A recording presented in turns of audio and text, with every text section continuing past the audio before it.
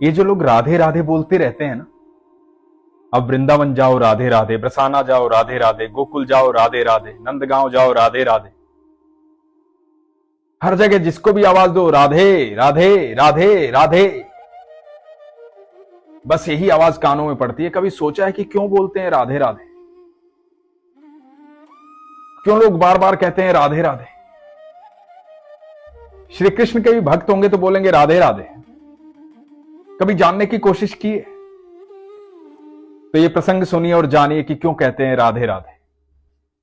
हरे कृष्ण दोस्तों, मैं हूं अनुज शर्मा।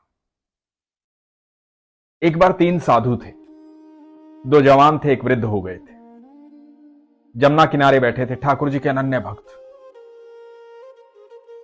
पूरी जिंदगी सिर्फ कृष्ण कृष्ण कृष्ण कृष्ण कृष्ण कृष्ण कहते हुए निकल गई थी वृद्ध साधु की।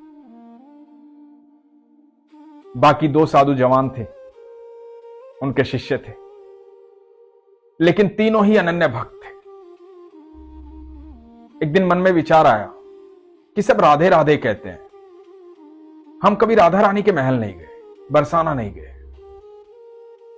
बरसाना चलते हैं। जो भिक्षा में मिल जाता था उसी से जीवन यापन करते थे, सच्चे भक्त थे। किसी ने दे दिया तो खा लिया, किसी ने नहीं दिया तो कोई बात नहीं। अब बरसाना जाने की बात थी तो वृद्ध साधु ने कहा, हमने सुना है कि वो राधा रानी का महल है ना, ऊंचाई पर है, बहुत सीढ़ियां चढ़नी पड़ती है। मेरे अंदर इतनी हिम्मत नहीं है कि इतनी सीढ़ियां चढ़कर ऊपर जाऊं।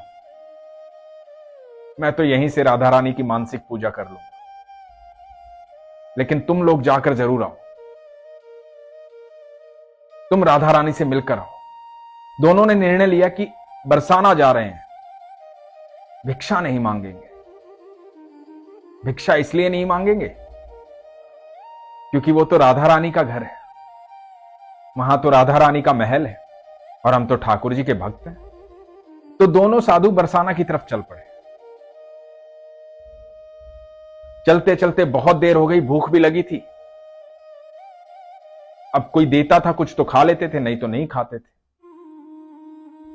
तो पहले साधु ने दूसरे से कहा, भूख लगी है, क्या करें?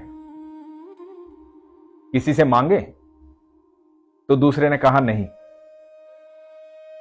अरे हम ठाकुर जी के यहां से आए हैं, राधा रानी के मेहमान हैं, राधा रानी खुद इंतजाम करेगी, हम क्यों मांगे किसी से?